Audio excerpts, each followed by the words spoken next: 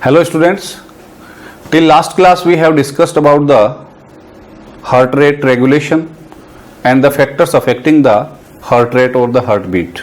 Okay, so till we have discussed completely the functioning and their the regulation of the heart. Functioning और regulation दोनों के बारे में अपन बात कर चुके हैं. Today we are taking the topic cardiac disease. That's mean the disorders or the problems or the diseases related to the heart. Okay. So one by one we will discuss about the different categories of the cardiac disease. Among those, the first one we are taking cardiovascular disease. That's mean these disease or the disorders are related with the vascularization or the vascular system of the heart and the vessels. ठीक है. In this the first sub category जो अपन ले रहे हैं वो है hypertensive heart disease. Hypertensive heart disease क्या है? देखिए बेटा, ये हाइपरटेंसिव हार्ट डिजीज का मतलब क्या है? There is a tension in the vessels. ठीक है, और वो टेंशन जो है वो किसके रूप में रिफ्लेक्ट हो रही है? या तो ब्लड प्रेशर के रूप में, हाई ब्लड प्रेशर के रूप में, या फिर क्या हो रहा है कि जो क्लॉट्स बन रहे हैं किसके अंदर? वेसल्स से, जिससे ब्लड फ्लो जो है वो क्या हो रहा है? ब्लॉक हो रहा है. तो अमोंग दोज कैटेगरीज अगर अपन बात करें वन बाय वन, तो द फर्स्ट वन आर्टेरियोस्क्लेरोसिस, ये अपन ले रहे हैं. आर्टेरियोस्क्लेरोसिस क्या है ये? ठीक है ना. This is the hardening, we can say hardening of blood vessels, और ब्लड वेसल्स की वॉल जो है उसकी क्या है? ये हार्डनिंग है. कौन सी blood vessels? Arteries and arterioles. किसके कारण बेटा? Due to thickening of fibrous tissue of blood vessels wall. Blood vessels की जो वॉल है उसकी क्या हो रही है? यहां पे हार्डनिंग हो रही है. ठीक है ना. What will happen in this particular problem? The walls of the blood vessels will lose their elasticity. ठीक है, उनकी जो इलास्टिसिटी है वो क्या हो जाएगी? कम हो जाएगी. ठीक है. अब देखिए इससे क्या होगा कि जब उनकी इलास्टिसिटी जो है वो क्या हो रही है? कम हो रही है, और अपन ये कह सकते हैं कि फाइब्रस टिश्यू जो है उसकी थिकनिंग हो रही है. तो ऐसे में जो डिपोजिशन हो रहा है उस डिपोजिशन के कारण, देखिए ये एक्सटर्ना है, ये मीडिया है, ये इंटीमा है. तो फाइब्रस टिश्यू जो है उसकी हार्डनिंग हो रही है, प्लस कैल्शियम जो है उसके डिपोजिट होने से जो लूमन है वो क्या हो रही है? नैरो हो रही है. तो नैरो लूमन होगा तो बीपी क्या हो जाएगा? हाई. क्यों हुआ ये BP high? Due to deposition of calcium salt on inner lining of walls. जो ब्लड वेसल्स हैं उनकी इनर लाइनिंग के ऊपर क्या हो रहा है? कैल्शियम साल्ट जो है उसका डिपोजिशन हो रहा है. ठीक है. And this deposition will also cause, इससे एक चीज और होगी बेटा, वो क्या? Detention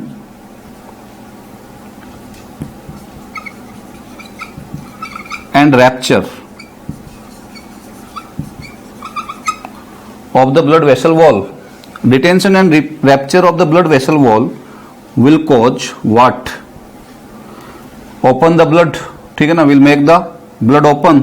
Due to that what will happen? The clotting. Clotting होगी, और clotting होगी तो इससे क्या होगा? There will be the blockage in blood flow. ठीक है. तो in simply we can say this is the particular disease in which arteriosclerosis, in which the elasticity being reduced blood vessels की है, प्लस जो इंटरनल ल्यूमन है उसके अंदर calcium salts का क्या हो रहा है, डिपोजिशन हो रहा है। फाइब्रस टिश्यू जो है वो क्या हो रहा है, रिजिड एंड स्टफ हो रहा है, ठीक है ना। किसके कारण, डिपोजिशन के कारण क्या हो रहा है, स्टिफ एंड रिजिड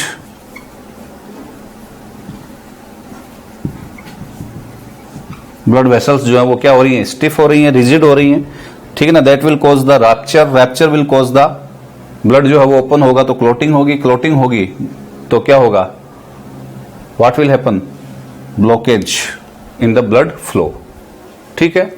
अब देखिए अगर ये सिंपली दूसरी आर्टरीज में हो रहा है तब तो ज्यादा नुकसानदेह नहीं है, but this particular problem if happening in the किसके अंदर, कोरोनरी आर्टरी के अंदर अगर ये हो रही हो,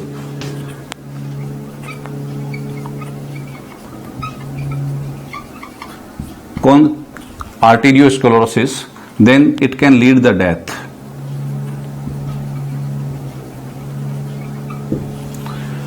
ठीक है। यानी कि हार्ट अटैक तक व्यक्ति पहुंच सकता है और डेथ हो सकती है। दूसरा अपन ले रहे हैं इसके अंदर हाइपरटेंसिव डिजीज के अंदर ही, वो ले रहे हैं अपन बेटा एथेरोमा। एथेरोमा क्या है देखिए, द सेकेंड वन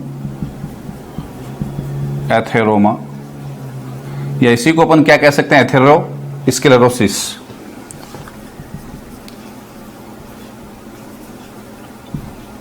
एथेरोस्क्लेरोसिस, ठीक है। व्हाट इज दिस, यहां पे भी क्या हो रहा है बेटा, ब्लड वेसल्स स्पेशली आर्टरीज क्या हो रही है, नैरोविंग, उनकी जो लूमन है वो क्या हो रही है, नैरो हो रही है, ठीक है ना। ये अपन ये कह सकते हैं आर्टेरियोस्क्लेरोसिस एक टाइप है एथेरोस्क्लेरोसिस का, वही एक प्रकार है उसी का, ठीक है ना, दोनों एक जैसे ही हैं। यहां पे जो डिपोजिशन होता है वो किसका होता है, जो लूमन है उसके अंदर डिपोजिशन होगा, डिपोजिशन ऑफ फैट और द कोलेस्ट्रॉल, फैट और कोलेस्ट्रॉल का क्या होगा, डिपोजिशन होगा। प्लस अब इसके ऊपर क्या होगा, कैल्शियम भी रफ सरफेस के रूप में क्या हो जाएगा, डिपॉजिट हो जाएगा। यानी कि आप ये डायग्रामेटिकली यूं रिप्रेजेंट कर सकते हैं, इनर लाइनिंग के ऊपर ये तो देखिए एक्सटर्ना हो गई, ये मीडिया हो गई, और ये जो इंटरना है इसके ऊपर यूं प्लेक्यू बनेगा कोलेस्ट्रॉल के डिपोजिशन के कारण, और ये बढ़ता जाएगा, ठीक है। अब देखिए यहां पे कैल्शियम भी डिपॉजिट हो रहा है साथ में, तो देखिए लूमन की जो चौड़ाई है वो क्या हो रही है, कम हो रही है, ठीक है। अब देखिए ये जो रफ सरफेस है, तो इस लूमन में से कौन बह रहा है बेटा, ब्लड। तो ब्लड जो है उसके जो कंपोनेंट्स हैं वो इस रफ सरफेस के संपर्क में आएंगे या नहीं आएंगे। तो जब जो ब्लड प्लेटलेट्स हैं क्या हो जाएंगी, क्रैक, ठीक है। और ब्लड प्लेटलेट्स के क्रैक हो जाने के कारण, कि किसके कारण, due to rough surface of plaque, जो प्लेक बना है यहां पे उसके कारण क्या हो रही है, रफ सरफेस हो रही है, तो उसके कांटेक्ट में से जब ब्लड प्लेटलेट्स निकलेंगी तो वो क्रैक होंगी, और जब वो क्रैक होंगी तो दीज प्लेटलेट्स विल रिलीज क्या, PDGF, platelet derived growth factor, you know about that, ठीक है ना। That is the particular factor which is related with the clotting, ठीक है ना, थ्रोम्बोप्लास्टिन। तो what will happen, it will cause the formation of clot, यानी कि clotting होगी, और क्लॉटिंग होगी तो that will be cause the blockage, क्या होगा, ब्लॉकेज होगा। अगर ये ब्लॉकेज किस में हो रहा है, फिर से वही बात, कोरोनरी आर्टरी के अंदर, तो that will be the reason of heart attack. ये किसका रीजन हो गया, हार्ट अटैक का क्या बन जाएगा, रीजन बन जाएगा, ठीक है। कारण लूमन के कम होने से ब्लड प्रेशर भी इंक्रीज हुआ है, प्लस दूसरा जो है बीपी तो यहां पे क्या हुई है, हाई हुई है, अपन ये कह सकते हैं बीपी इज बीइंग हाई, ठीक है। दूसरा यहां पे क्या हो रहा है कि क्लॉट जो है उसके बनने के कारण जो ब्लड प्लेटलेट्स हैं वो भी क्या हो रही हैं, रैप्चर हो रही हैं, और ब्लड प्लेटलेट्स के रैप्चर होने से क्या निकलेगा, PDGF, जो क्लॉटिंग को प्रमोट करेगा। क्लियर है। द नेक्स्ट वन जो अपन ले रहे हैं, अब देखिए यहाँ पे एक चीज और ध्यान में रखना कि ये जो क्लॉट फॉर्मेशन है इसको अपन क्या बोलते हैं, थ्रोम्बोसिस, ठीक है ना, थ्रोम्बोसिस, थ्रोम्बस ये क्लॉट कहलाता है, ठीक है ना, the clot which is being form here, ठीक है ना, विल कॉल द थ्रोम्बस, ये आप ध्यान में रखना, ठीक है। नेक्स्ट अगली जो कैटेगरी है वो है हाइपरटेंशन।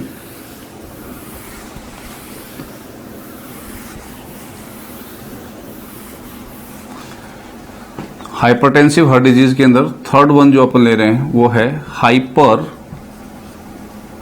टेंशन, ठीक है ना। हाइपरटेंशन मींस सिंपली अपन ये कह सकते हैं कि इस डिजीज को अपन पहले वाली दोनों हाइपरटेंसिव डिजीज से कैसे डिफरेंशिएट कर सकते हैं। The hypertension we can say the persistent high BP, यानी कि बीपी जो है वो क्या कंटिन्यूअसली क्या है,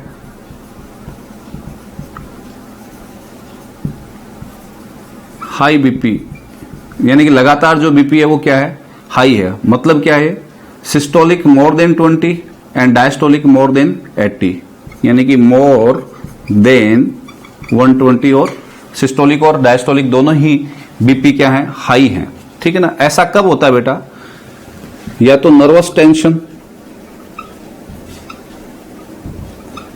ठीक है ना। दूसरी जो स्थिति है वो क्या है, इमोशनल स्ट्रेस,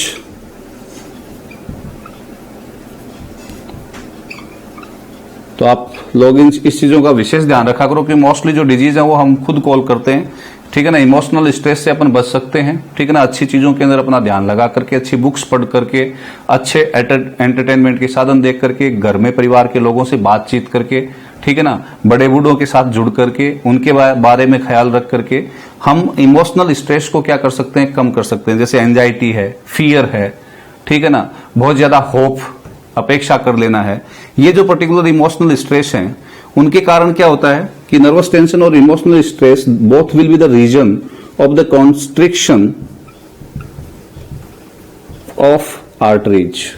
आर्टरीज का क्या करेंगे, वो उनके अंदर क्या होगा, कॉन्स्ट्रिक्शन होगा, ठीक है ना, will cause the constriction in the arteries and constriction in the arteries will 100% आप अब तक समझ गए होंगे कि वो ज्यों सिकुड़ेगी तो the blood pressure will be high, BP क्या होगा, हाई होगा। And this particular continuous high BP, ध्यान से सुने बेटा, may be the reason of, ठीक है ना, या can cause the chronic nephritis. Chronic nephritis, this is related with the kidney, that's mean जो ब्लड सप्लाई किडनी को जा रही है तो वो आर्टरीज जो है वो क्या होंगी, ब्रस्ट होंगी, यानी कि किडनी के कोलैप्स होने तक के चांस यहाँ पे रहेंगे, नॉन फंक्शनली वो हो जाएगी, ठीक है ना। किडनी को जाने वाली आर्टरीज जो है वो क्या होंगी, ब्रेक होंगी, उनके अंदर रैप्चर होगा, ठीक है ना। इसके अलावा अपन दूसरा इसमें ये ले सकते हैं, ब्लाइंडनेस भी आ सकती है।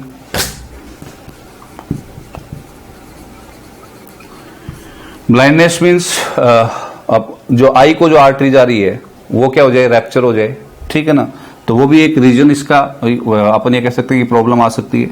या फिर बेटा stroke, that is more serious, ठीक है ना। स्ट्रोक मीन्स जो ब्रेन को जो आर्टरी जा रही है अलग अलग पार्ट्स को, तो कोई से भी एक पर्टिकुलर पार्ट को जाने वाली आर्टरी, चाहे वो भूख, थ्रस्ट और हंगर वाले केंद्र को जा रही हो, चाहे बैलेंस बनाने वाले को जा रही हो, चाहे विजन वाले को जा रही हो, चाहे हियरिंग वाले को जा रही हो, तो जिस भी पर्टिकुलर पार्ट को जाने वाली आर्टरी जो है वो हाइपरटेंशन के कारण अगर ब्रस्ट होती है या उसमें ब्लॉकेज आता है या वो रैप्चर हो रही है तो that will cause the stroke, ठीक है ना।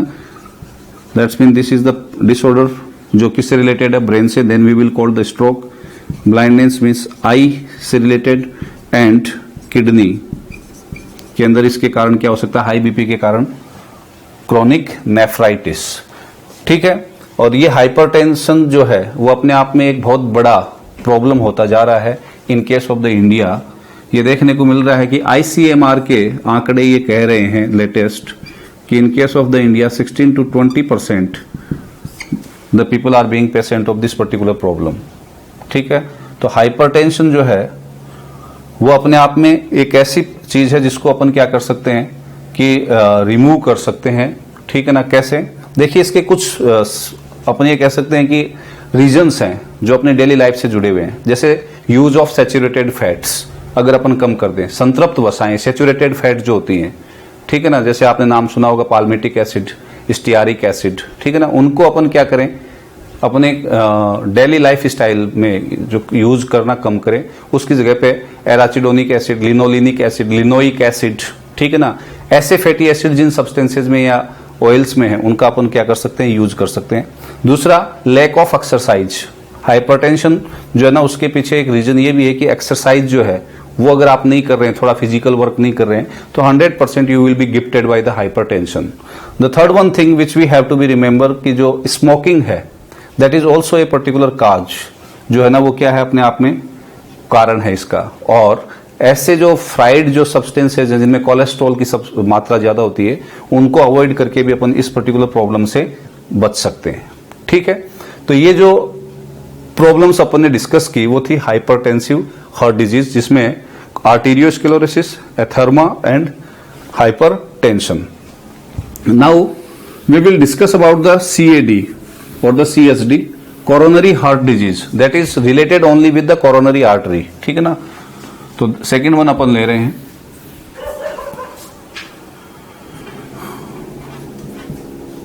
coronary artery disease or the coronary heart disease, CAD/CHD, ठीक है ना। इनकी अपन बात करते हैं।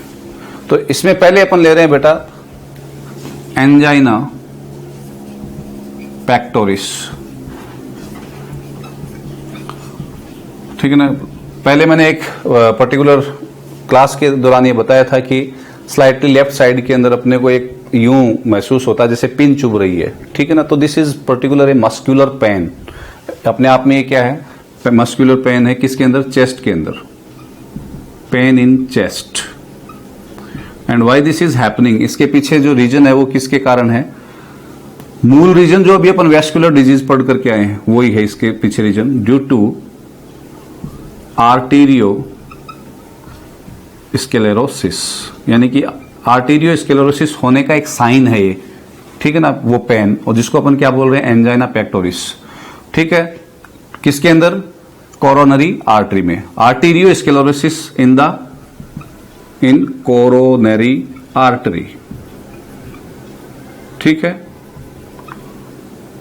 That's mean arteriosclerosis can happen in all the arteries, ठीक है। But if that is happening in the coronary artery, then that arteriosclerosis especially will be called the angina pectoris, ठीक है। And what will happen, the sign of this, muscle constrict करेंगी बहुत pressure के साथ, ठीक है ना, और उस कॉन्स्ट्रिक्शन के कारण क्या उठेगा, पेन चेस्ट के अंदर। एंड इन अनदर वर्ड्स बेटा अगर मैं कहना चाहूं तो मैं ये कह सकता हूं कि this is the simple sign of the heart attack. अगर ऐसा होता है किसी के साथ, दैट्स मीन अपन ये कह सकते हैं कि मायोकार्डियल इन्फ्रेक्शन की ओर, जो अपन ने डिजीज पढ़ी थी जिसको अपन रिपीट भी करेंगे, उसकी ओर वो बढ़ रहा है, यानी कि हार्ट अटैक की ओर वो पेशेंट या वो व्यक्ति क्या हो रहा है, बढ़ रहा है, ठीक है। तो एंजाइना पैक्टोरिस की ही नेक्स्ट स्टेज होती है फिर कौन, हार्ट अटैक, ठीक है। हार्ट अटैक क्या है, देखिए सिंपली, जो आर्टेरियोस्क्लेरोसिस में अपने क्या बात की थी कि क्लॉट बन रहा है, ठीक है ना। तो अगर वो क्लॉट किस में बन रहा है, कोरोनरी आर्टरी में, तो फिर वो क्या कहलाएगा, हार्ट अटैक। तो formation of clot in A narrowed, narrow वो क्यों हो चुकी है, ड्यू टू द डिपोजिशन, ठीक है ना। आर्टेरियोस्क्लेरोसिस के अंदर पहला स्टेप क्या था, एथोर्मा और आर्टेरियोस्क्लेरोसिस दोनों में कैल्शियम या फैट का क्या होना, डिपॉजिट होना, ठीक है ना। तो वो तो हो ही रहा है, साथ में फिर क्या बन रहा है, क्लॉट, वही कैरेक्टरिस्टिक था। तो formation of clot in A narrowed, किसके अंदर, कोरोनरी, यहां पे अपन केवल किसकी बात कर रहे हैं, CAD की, तो कोरोनरी आर्टरी। और कोरोनरी आर्टरी के अंदर नैरो भी हो चुकी है वो, due to the deposition of the fat cholesterol, साथ में क्या हो रहा है बेटा, क्लॉट की फॉर्मेशन भी हो रही है, ठीक है ना। तो जहां पे कोरोनरी आर्टरी के अंदर वो क्लॉट बन गया, ठीक है, उसके बियॉन्ड क्या होगा, ब्लड की सप्लाई नहीं होगी, और उसके बियॉन्ड ब्लड की सप्लाई नहीं होगी तो उसके आगे जितना भी हार्ट है उसकी जो मसल्स हैं उनको क्या नहीं जा रही है, ऑक्सीजन नहीं जा रही है, न्यूट्रिएंट्स नहीं जा रहे हैं, तो धीरे धीरे वो मसल्स जो हैं आगे वाली उनकी क्या हो जाएगी, डेथ। और डेथ ऑफ मसल्स जो है एनॉक्सिक कंडीशन के अंदर, उसको अपन ने क्या कहा था याद हो तो, मायोकार्डियल इन्फ्रेक्शन। और मायोकार्डियल इन्फ्रेक्शन जो है उसको अपन क्या बोलेंगे, specially what we can give the name heart attack, यानी कि वो पर्टिकुलर पार्ट जो है वो आपका काम करना बंद कर चुका हार्ट का, उसके अंदर क्या नहीं होगा, कॉन्स्ट्रिक्शन एंड, या अपने कहें सिस्टोल और डायस्टोल नहीं होगा। और सिस्टोल और डायस्टोल नहीं होगा तो आपके बॉडी पार्ट्स जो हैं उनको कंप्लीट पंपिंग नहीं हो पाएगी, किसकी, ब्लड की, क्योंकि हार्ट को बनाने वाला टिश्यू ही डेड होता जा रहा है। तो this is the heart attack which we have to be remember. ठीक है, अब देखिए ये जो क्लॉट बन रहा है ये कोरोनरी आर्टरी के अंदर बन सकता है, ठीक है, और बॉडी के अंदर बाकी किसी दूसरी जगह पे ये बना है और वहां से ट्रांसफर हो सकता है। यहां पे एक तो itself it can form the coronary artery, then this clot will be called the thrombus. ये ध्यान रखना, if this clot is transported from the another part then that will be called the embolus. What we call that? Embolus. If the clot which is in the coronary artery formed on the native place, then thrombus. If that is transported from the other part, then that will be called the embolus. तब उसको अपन क्या बोलेंगे, embolus. ठीक है ना, जो blood vessel से कहीं से क्या होके आया है, ट्रांसपोर्ट होकर के आया है। Is this clear? Next, अब अपन अगली जो डिजीज ले रहे हैं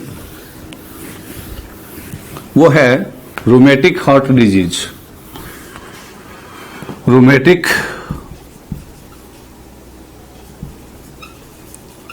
heart disease, rheumatic heart disease जो है वो अपने आप में एक इन्फेक्टिव डिजीज है।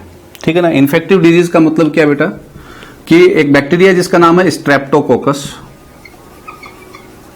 ठीक है, स्ट्रेप्टोकोकस बैक्टीरिया का पहले इन्फेक्शन होता है थ्रोट पार्ट में।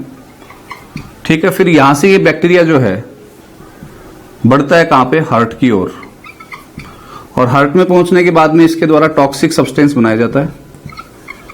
और ये टॉक्सिक सब्सटेंस क्या करेगा बेटा, that will we can say badly affect the, किसको, एवी वॉल्व को। एवी वॉल्व को अफेक्ट करता है, और एवी वॉल्व के बैडली अफेक्ट होने से या उनके डैमेज होने से आपको पता है एक साउंड आता है जिसके बारे में अपन ने बात की थी, मरमर। अब देखिए एवी वॉल्व अगर अफेक्ट हो रहे हैं तो ऑरिकुलर वेंट्रिकुलर जो ब्लड फ्लो है वो क्या हो रहा है, कंप्लीटली क्या हो रहा है, प्रभावित हो रहा है। यानी कि जब सेमिल्यूनर वॉल्व है ओपन है उस समय बाइकस्पिड या एवी वॉल्व या ट्राइकस्पिड वॉल्व जो है वो क्या रहते हैं, क्लोज रहते हैं। लेकिन इस इन्फेक्शन के कारण क्या होगा कि दोनों ओपन रह सकते हैं। ठीक है ना, यानी कि एवी वॉल्व भी ओपन रह सकते हैं, और अगर एवी वॉल्व ओपन रहे तो वेंट्रिकल्स में प्रेशर नहीं बन पाएगा।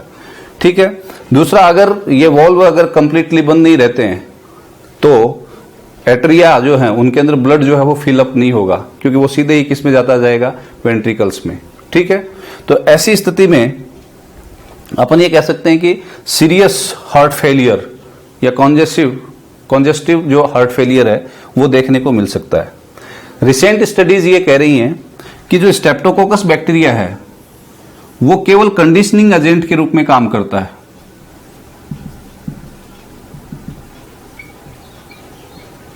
ठीक है ना, इस पर्टिकुलर प्रॉब्लम का यानी कि रूमेटिक हार्ट डिजीज जो आरएचडी है उसका जो मूल रीजन है वो कौन है, there is a virus that is called कोक्साकी।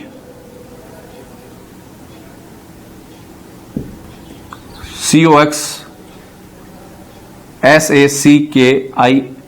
कोक्साकी B4 virus. ठीक है, उसके कारण उसके द्वारा बनाए गए टॉक्सिक सब्सटेंस और उसके इन्फेक्शन के कारण होता है। हाँ, उसके वर्क के लिए, उसके इन्फेक्शन के लिए कंडीशनिंग एजेंट के रूप में कौन काम कर रहा है, स्ट्रेप्टोकोकस। पहले यही माना जाता था कि ये केवल किसके कारण हो रहा है, स्ट्रेप्टोकोकस के कारण। Is this clear?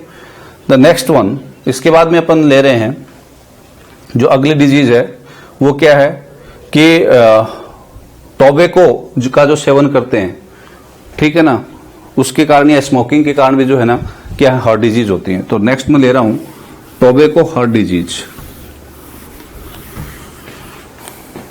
Tobacco heart disease, ठीक है ना। We know very well that the tobacco has a poisonous substance we can say, or the harmful substance that is called the nicotine, ठीक है बेटा। एंड दिस पर्टिकुलर निकोटीन, ये जो nicotine है, this is related with the we can say जो blood vessels हैं उनके constriction को क्या करेगा, बढ़ाएगा, ठीक है ना। क्योंकि पॉइजनस है तो इसलिए क्या पैदा करेगा, टेंशन, और वो टेंशन जो पैदा होगी वो क्या करेगी, ब्लड वेसल्स के अंदर, यानी कॉन्स्ट्रिक्शन इन आर्टरीज, और आर्टरीज के अंदर कॉन्स्ट्रिक्शन होगा तो एज यूजुअल अपने को पता है ब्लड प्रेशर क्या होगा, हाई, और ब्लड प्रेशर हाई होगा तो पहले कौन सी कंडीशन आएगी, angina pectoris, with the age ये कहां तक जा सकती है बेटा, हार्ट अटैक तक, यानी कि मायोकार्डियल इन्फेक्शन तक जा सकती है। Is this clear. दूसरी चीज और आप ध्यान में रखें कि जो निकोटीन है बेटा, दिस अटैक्स, जो स्मोकिंग करने वाले लोग हैं उनके अंदर ये अटैक करता है ऑन एसए नोड। ये एसए नोड को भी क्या करता है, बैडली इफेक्ट करेगा, ठीक है ना। और एसए नोड के ऊपर अगर ये अफेक्ट कर रहा है तो सिंपली अपने को पता है कि बीपी और एचआर क्या होंगे, बढ़ेंगे। और अगर हार्ट रेट बढ़ रही है देन अगेन वही चीजें क्या होगा, एंजाइना पेक्टोरिस, यानी कि कॉन्स्ट्रिक्शन होगा किसके अंदर, आर्टरीज के अंदर। तो ये एसए नोड को भी बैडली इफेक्ट करता है, ठीक है ना। और आर्टरीज के अंदर भी ये क्या कर रहा है, कॉन्स्ट्रिक्शन लाता है, कौन, स्मोकिंग। तो अपने आप में ये भी अपने द्वारा, खुद के द्वारा न्योता दी हुई डिजीज है जिसमें अपन टोबैको का यूज कर रहे हैं। तो इस प्रकार की प्रॉब्लम से अपन ग्रसित हो सकते हैं, ठीक है।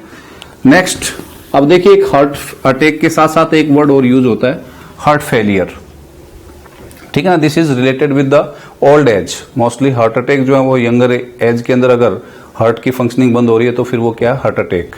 और ओल्ड एज में हो रहा तो क्या है वो, heart failure. That's mean with the age जो मस्कुलर टिश्यू हार्ट का, उसकी कैपेसिटी जो है वो क्या होती जा रही है, वर्किंग कैपेसिटी क्या होती जा रही है, कम होती जा रही है। और जिसके कारण क्या होगा, अनसफिशियंट पंपिंग होगी किसकी, ब्लड की, ठीक है ना। तो अपन यूं कह सकते हैं, नॉट सफिशियंट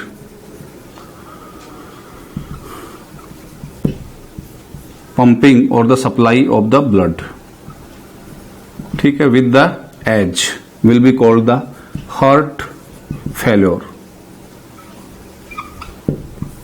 तो एक आपको इसके बारे में भी ध्यान रखना है, ठीक है। नेक्स्ट, फिर अगली जो प्रॉब्लम्स हैं जो मैं आपके साथ और डिस्कस करना चाह रहा हूं वो है बेटा हार्ट ब्लॉक। हार्ट ब्लॉक, ठीक है ना। अब ये हार्ट ब्लॉक जो है इसको अपन दो कैटेगरी के अंदर क्लासिफाई कर सकते हैं। एक तो होता एवी ब्लॉक, ठीक है ना, और एक होता बंडल ब्रांच ब्लॉक, ठीक है ना। हार्ट ब्लॉक है क्या, अपन ये कह सकते हैं कि this is the interruption of the conduction of the electrical impulses, ठीक है ना। हार्ट ब्लॉक का मतलब ही क्या है कि दिस इज इंटरप्शन, ठीक है ना। इंटरप्शन आ रहा है, अपन ये कह सकते हैं कि रुकावट आ रही है किसके अंदर, इंटरप्शन किसके अंदर बेटा, ऑफ द कंडक्शन। किसका कंडक्शन बेटा, अभी जो अपन ने बात की, जो ऑफ द इलेक्ट्रिकल इंपल्सेज। इलेक्ट्रिकल इंपल्सेज जो हैं उनका कहां से, फ्रॉम राइट ऑरिकल टू कहां तक, टू द वेंट्रिकल्स तक, ठीक है ना, थ्रो पुरकिंजे सिस्टम।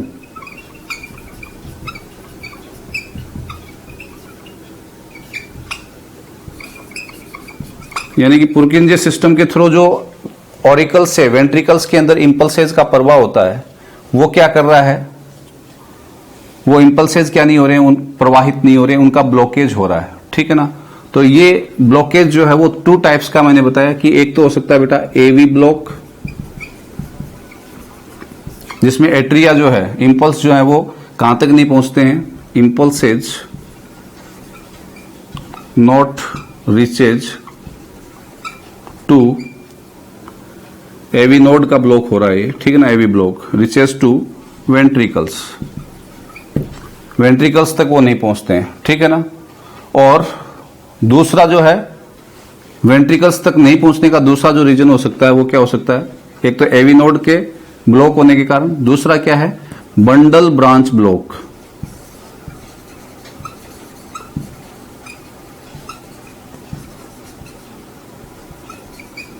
इसमें भी क्या हो रहा है कि एवी नोड से आगे पुर्किंजे फाइबर्स जो है उनके अंदर इंपल्स का फ्लो नहीं हो रहा है, तो इसमें भी क्या हो रहा है, इंपल्सेज जो है वो कहां तक नहीं पहुंच पा रहे हैं, कहां तक, वेंट्रिकल्स तक,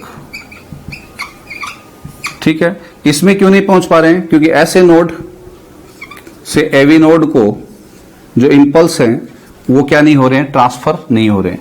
तो दोनों स्थिति में इंपल्सेज जो है वो कहां तक नहीं पहुंच पाएंगे, वेंट्रिकल्स तक, क्योंकि ऐसे नोड से एवी नोड को ट्रांसफर नहीं हो रहे हैं, तो एट्रिया में तो इंपल्स फैल जाएंगे लेकिन वेंट्रिकल्स में नहीं फैलेंगे, ठीक है। नेक्स्ट, फिर एक टर्मिनोलॉजी आपको इन्हीं डिजीज के अंदर पूछी जा सकती है जो अभी अपन बात करके आए थे, क्या, स्ट्रोक। और स्ट्रोक क्या है बेटा, आप ये कह सकते हो this is a cardiovascular accident. ये कार्डियोवैस्कुलर एक्सीडेंट है, ठीक है ना, जिसके अंदर ब्लड सप्लाई जो है वो क्या हो जाएगी, डिस्टर्ब हो जाएगी, किसको, किडनीज को या बॉडी के डिफरेंट ऑर्गन्स को, ठीक है ना। तो ऐसी स्थिति में अगर वो किडनीज को, आईज को, ब्रेन को, ठीक है ना, क्या हो रही है, डिस्टर्ब हो रही है, तो उसको अपन क्या बोल रहे हैं, stroke. Mostly this is related with the brain, ठीक है ना। तो ये अपन ये कह सकते हैं ब्लड सप्लाई जो है वो क्या हो रही है, डिस्टर्ब हो रही है, किसको, different parts of the brain, तो फिर उसको अपन क्या बोलेंगे, स्ट्रोक, ठीक है। और उसके कारण हमें different types of the problem जो है ब्रेन के द्वारा कंट्रोल्ड, उनका सामना करना पड़ सकता है। एक फिर आपको वर्ड मिल सकता है एरिथेमिया। एरिथेमिया का मतलब सिंपली यही है कि जो हार्ट रेट है उसका अबनॉर्मल होना, अप डाउन होना। तो इसको अपन दो कैटेगरी में डिवाइड करते हैं, एक ट्रैकी होता है बेटा और दूसरा होता है ब्रेडी। तो टैकी कार्डिया बोलते हैं और एक को बोलते हैं ब्रेडी कार्डिया, ठीक है। सिंपली अगर हार्ट रेट फास्ट हो रही है तो वो एरिथमेटिक कंडीशन क्या कहलाएगी, टैकीकार्डिया, और अगर स्लो हो रही है तो फिर वो कंडीशन क्या कहलाएगी, bradycardia. Is this clear, ठीक है। अब देखिए नेक्स्ट एक चीज आपसे और पूछी जा सकती है कि जो कोरोनरी आर्टरी डिजीज हैं, सीएडी, उनका ट्रीटमेंट क्या है, what are the treatments of the CADs, और हार्ट डिजीज जो है उनका क्या ट्रीटमेंट है। तो बेटा ट्रीटमेंट के लिए आप ये ध्यान में रखें कि सबसे पहले तो अगर आपको ध्यान में हो तो जो पर्टिकुलर प्रोसेस अपनाते हैं वो है एंजियोप्लास्टी, और फिर एक आता है बाईपास सर्जरी, और एक है अपन स्पेसिफिक इंजेक्शन का यूज करते हैं जो ब्लॉकेज को हटाते हैं, ठीक है। तो पहले मैं बात करता हूं बेटा किसकी, एंजियोप्लास्टी। तो एंजियोप्लास्टी जो है उसमें क्या होता है बेटा, लेग के अंदर जो फिमोरल वेन है, सॉरी आर्टरी है, उसके थ्रू क्या किया जाता है, एक बैलून लाइक स्ट्रक्चर को, कैथेटर का नाम सुना हो आपने, उसकी सहायता से पहुंचाया जाता है। कहां तक, ये कैथेटर है, कैथेटर जो है उसकी सहायता से कहां तक पहुंचाया जा रहा है, वहां पे जहां पे क्या है, ब्लॉकेज, ठीक है ना, जहां पे श्रिंक हुई हुई है, और वहां पे जाकर के बैलून को क्या कर दिया जाता है, एक्सपेंड कर दिया जाता है, जिससे जो आर्टरी है जो इस कंडीशन में थी वो इस कंडीशन में आ जाती है, यानी कि ओपन हो जाएगी। फिर कैथेटर को क्या कर लिया जाता है, वापस हटा लिया जाता है, खींच लिया जाता है थ्रू द फेमोरल आर्टरी, ये यहां तक पहुंचाया गया है, ठीक है, जिससे ब्लॉकेज को क्या किया जाए, ओपन किया जा सके, जिससे ब्लड फ्लो हो सके, ठीक है। तो उसको अपन क्या बोल रहे हैं, बैलून एंजियोप्लास्टी, ठीक है। अब देखिए बैलून एंजियोप्लास्टी के अलावा एक होती है स्टंट एंजियोप्लास्टी, जिसमें अपन क्या करते हैं, स्टेनलेस स्टील से बना हुआ एक स्टंट अपन लेते हैं और उस स्टंट को हम क्या करते हैं, वहां पे जहां पे ब्लॉकेज है उस तक कैथेटर की सहायता से पहुंचाते हैं, जिससे उस पर्टिकुलर पार्ट को क्या किया जा सके, ओपन किया जा सके। तीसरा, अगर अपने को रैपिड एक्शन लेना हो तो ऐसी स्थिति में कोरोनरी आर्टरी को टारगेट बना करके हम इंजेक्शन का यूज करते हैं, जिसका नाम है स्ट्रेप्टोकाइनेज, जो क्लॉट को घोलने का काम करता है, या फिर टिश्यू प्लाज्मिनोजन एक्टिवेटर, टीपीए। ठीक है ना, दीज पर्टिकुलर सब्सटेंसेज और the enzymes are used, streptokinase, tissue plasminogen activator. ठीक है ना, इनका अपन उपयोग करते हैं। और फाइनली, अगर इन सब से भी अपने को आराम नहीं आ रहा है, स्टंट लगाने से या बैलून लगाने से जहां पे ब्लॉकेज है, या ये पर्टिकुलर प्रोसीजर तो है, वो तो क्या है, इमरजेंसी कंडीशंस के अंदर अपन डायरेक्ट इंजेक्शन का यूज कर रहे हैं ये। इसके अलावा जो अपन यूज कर सकते हैं ट्रीटमेंट, वो है बाईपास सर्जरी। ठीक है, दिस इज ऑल्सो कॉल्ड, अपन इसको क्या बोल सकते हैं, CABG। ठीक है ना, कार्डियक या coronary artery bypass graft, coronary artery bypass graft. इसमें अपन क्या करते हैं बेटा, लॉन्गेस्ट जो वेन है जिसका नाम है सेफेनस, अगर आपने नाम सुना हो तो, उसका पीस हम क्या करते हैं, ब्लॉकेज एरिया के अंदर, जो ब्लॉकेज एरिया है उसको रिमूव करके उसकी जगह पे ये पीस अपन लगाते हैं। ठीक है ना, जिससे उस ब्लॉक को ही हटा दिया जाए, तो उसको अपन क्या बोलते हैं, बाईपास सर्जरी। यानी कि ये पर्टिकुलर, या फिर अपन ये क्या करते हैं कि जो बाईपास पाथ है, जैसे यहाँ पे ब्लॉकेज है, तो इस कोरोनरी जो सेफेनस वेन है, इसका जो पीस है वो अपन यूं अटैच कर देंगे, तो ये ब्लॉकेज वाला जैसे रास्ता टल करके जाना जो है ना, वो स्थिति जिसको अपन कह सकते हैं, तो ब्लड जो है उसका फ्लो इधर से इधर यूं हो जाएगा, नहीं कि ये। ठीक है, तो एक तरीका ये है कि अपन बाईपास सर्जरी कर दे, जिसमें अपन सेफेनस जो पर्टिकुलर वेन है उसका पीस अपन लेते हैं। अब देखिए, now we will discuss about the CAD risk factors. Risk factors जो है उनकी अपन बात करेंगे, कोरोनरी आर्टरी डिजीज के जो रिस्क फैक्टर्स हैं उनकी अपन बात करेंगे। रिस्क फैक्टर्स, तो देखिए रिस्क फैक्टर्स जो हैं वो दो प्रकार के हैं। एक है बेटा नॉन मॉडिफिकेबल, जिनके अंदर कोई मॉडिफिकेशन नहीं हो सकता। ठीक है, और एक होते हैं बेटा मॉडिफिकेबल।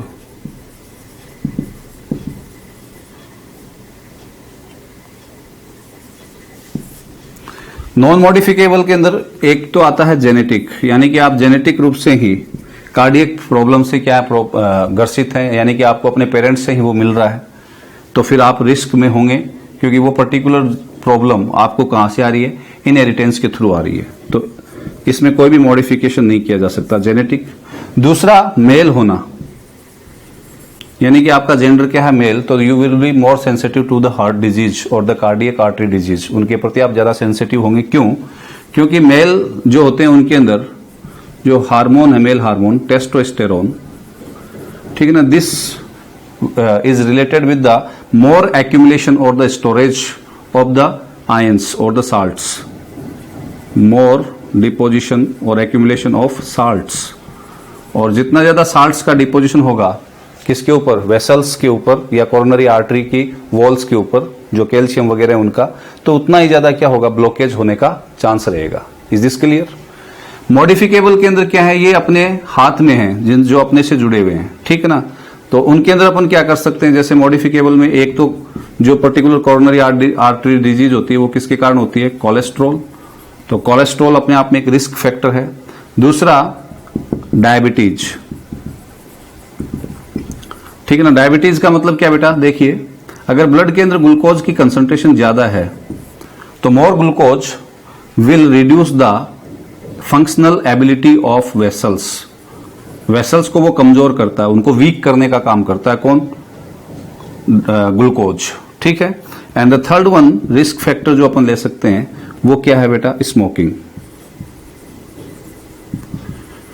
ठीक है, तो इन सब चीजों से यानी कि अपन अगर प्रारंभ से ही एक्सरसाइज के ऊपर, अच्छे खाने पीने के ऊपर ध्यान दें, ठीक है ना, और अपने डायबिटिक की स्थिति को अपन कंट्रोल रखें, कोलेस्ट्रॉल का कम उपयोग करें, स्मोकिंग जो है वो नहीं करें, तो क्या है कि अपन ये कह सकते हैं कि लेस सेंसिटिव हो जाएंगे किसके लिए, हार्ट डिजीज के लिए। लेकिन ये जो है ये अपने हाथ में नहीं है, ठीक है ना, जेंडर फिक्स हो गया अपना मेल, तो ऐसी स्थिति में हम थोड़े से ज्यादा सेंसिटिव हो जाते हैं किसके प्रति, कार्डियक डिजीज के प्रति। और इसीलिए आपने देखा होगा कि you will see, I think never, मैं तो ये कह सकता हूं कि छोटी उम्र में 45 की एज तक तो फीमेल्स के अंदर जब तक क्या चलता है, मेंस्ट्रुएशन साइकिल चलती है, तब तक तो उनके अंदर क्या नहीं होगा, हार्ट अटैक आने के चांस ही कम रहते हैं, ठीक ना। कारण क्या है कि उनके अंदर जो पर्टिकुलर प्रेगनेंसी हार्मोन्स हैं लाइक द ऑक्सीटोसिन, रिलैक्सिन, ठीक है ना, ये क्या करते हैं कि कोलेस्ट्रॉल के डिपोजिशन को कम करते हैं, ठीक है ना। तो इसलिए उनके अंदर हार्ट अटैक जैसे प्रॉब्लम्स होने के चांसेस क्या होते हैं, 0 होते हैं।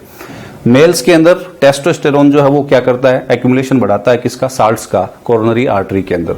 जबकि वहां पे फीमेल्स के अंदर क्या हो रहा है, उसकी वॉशिंग कर देता है कौन, जो फीमेल हार्मोन है ऑक्सीटोसिन, और वो क्या कर रहे हैं कि वहां पे कैल्शियम आयनों के डिपोजिशन को, क्या कोलेस्ट्रॉल के कैल्शियम आयनों के डिपोजिशन को रोक देते हैं।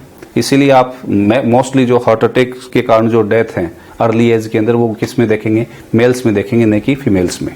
Thank you.